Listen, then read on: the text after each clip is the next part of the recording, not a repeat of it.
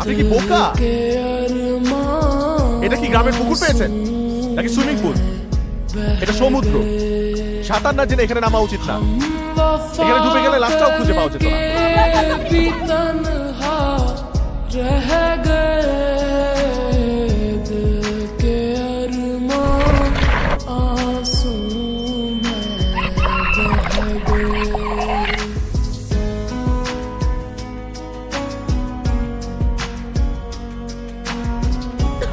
আপনি কি বোকা?